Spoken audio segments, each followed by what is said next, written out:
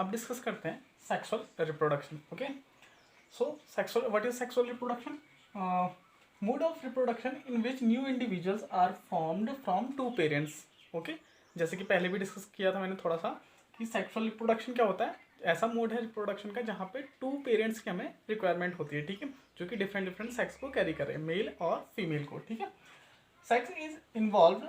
Sex कैसे होता है इसमें? जहाँ पे फ्यूजन होता है. किसका fusion? Between male and female gamete give rise the new organism. ठीक है, जहाँ पे मेल गैमेट और फीमेल गैमेट का फ्यूजन होता है जिससे कि एक नया इंडिविजुअल क्या होता है, राइज होता है, मतलब बनता है. ठीक है, new individual are not identically to the parents. जो नया इंडिविजुअल होता है वो बिल्कुल एग्जैक्ट कॉपी नहीं होता अपने आइडेंटिकली, ठीक है, अपने पेरेंट्स से. आप लोग भी देखते होंगे जैसा कि आप अपने पेरेंट्स से बिल्कुल एग्जैक्ट कॉपी नहीं मिलते हो. ठीक है, कुछ लिटिल बिट उसमें चेंजेस होते ही हैं, लिटिल बिट नहीं, लॉट्स ऑफ चेंजेस होते ही हैं.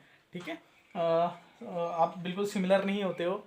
ठीक है, मॉर्फोलॉजिकली देखने में, लुक वाइज. ठीक है, काफ़ी हद तक कहीं कहीं पर मिलता है थोड़ा बहुत, लेकिन उतना ज़्यादा सिमिलर नहीं होता. ठीक है, new individual are not identically to the parents. नया इंडिविजुअल आइडेंटिकली पेरेंट्स नहीं होता है.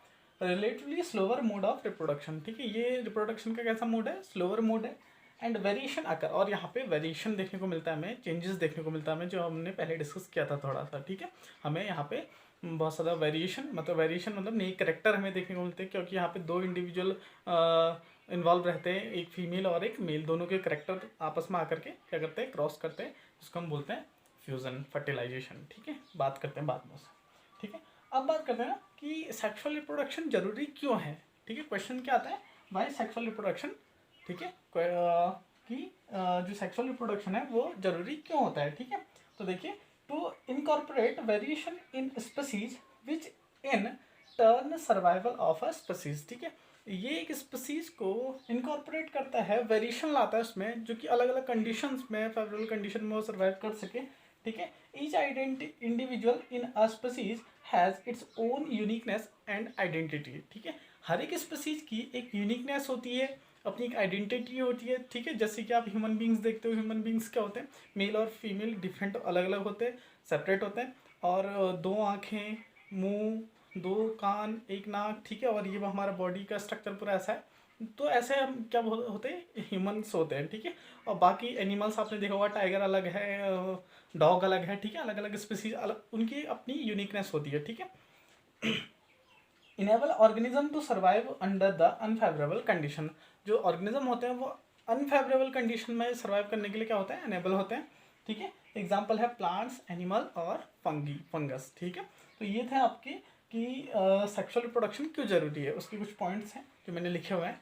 ठीक है, next question is, when can an organism sexually reproduce. Organism कब सेक्सुअली रिप्रोड्यूस करने के कैपेबल हो जाता है, या फिर कब वो सेक्सुअली रिप्रोड्यूस करता है. ठीक है, ये क्वेश्चन भी बहुत आता है. तो कोई भी ऑर्गेनिज्म हो, उसकी लाइफ में 3 फेजेस होते हैं. ठीक है, 3 फेजेस क्या होते हैं? फर्स्ट होता है जुवेनियल फेज, दूसरा होता है रिप्रोडक्टिव फेज, एंड तीसरा होता है सेंसेसेंट फेज. ठीक है, अब ये तीनों फेज हैं क्या? इन तीनों फेज में ऑर्गेनिज्म की एक्टिविटी क्या होती है, रिप्रोड्यूसिंग की एक्टिविटी क्या होती है. ठीक है, उसकी बात करते हैं. First juvenile phase. Juvenile phase क्या है? Period of growth. ठीक है, इसमें ऑर्गेनिज्म की बॉडी की क्या होती है, ग्रोथ होती है, मतलब ऑर्गन डेवलप होते हैं अच्छी तरीके से. ठीक है, बॉडी लेंथ में ग्रोथ करती है. ठीक है, can't reproduce sexually in this phase. यहाँ पे ऑर्गेनिज्म रिप्रोड्यूस नहीं करता है. ठीक है, नहीं कर पाता है, उसके जो ऑर्गन होते हैं वो प्रॉपर डेवलप नहीं हो पाते हैं. ठीक है, and term as vegetative phase in plant. और प्लांट में हम इस फेज को क्या टर्म देते हैं, वेजिटेटिव फेज नाम देते हैं. ठीक है, एंड सेकेंड फेज है रिप्रोडक्टिव फेज. रिप्रोडक्टिव फेज क्या है? Period which follow the juvenile phase. Juvenile phase के बाद में जो पीरियड आता है उसको बोलते हैं रिप्रोडक्टिव फेज ऑर्गेनिज्म में, कैपेबल ऑफ रिप्रोडक्टिंग सेक्सुअली. ठीक है, इस फेज में रिप्रोड्यूस करने का कैपेबल हो जाता है ऑर्गेनिज्म. ठीक है, रिप्रोडक्टिव कैपेबिलिटी आ जाती है उसमें. लास्ट फेज है सेंसेसेंट फेज. ये फेज क्या है? End of reproductive phase. यहाँ पे एंड होता है, लास्ट फेज है ऑर्गेनिज्म का, रिप्रोडक्टिव फेज का. ठीक है, एजिंग इन ऑर्गेनिज्म. ऑर्गेनिज्म की एज बढ़ती जाती है.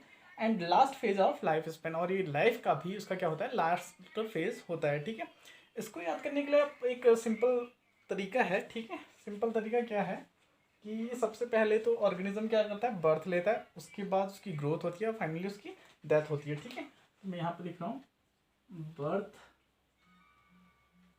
ग्रोथ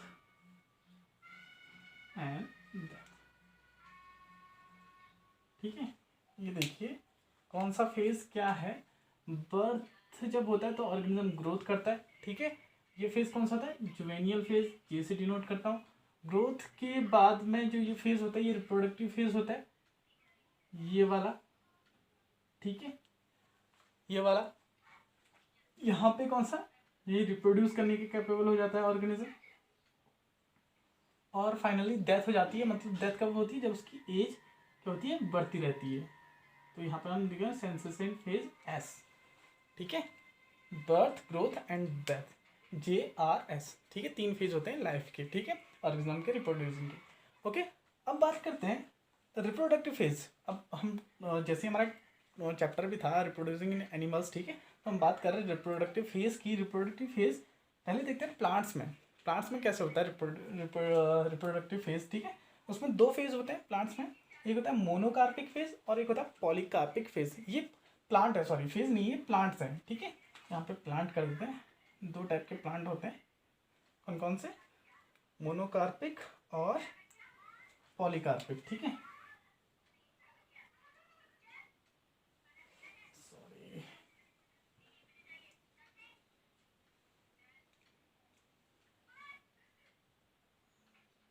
मोनोकार्पिक और पॉलीकार्पिक प्लांट्स। ठीक है, मोनोकार्पिक और पॉलीकार्पिक प्लांट क्या है, मोनोकार्पिक क्या है, flower only rise once in their life. ठीक है, फ्लावर, जिस प्लांट में फ्लावर सिर्फ एक ही बार आता है, ठीक है, एक ही बार फ्लावर देता है, उसको बोलते हैं मोनोकार्पिक प्लांट्स।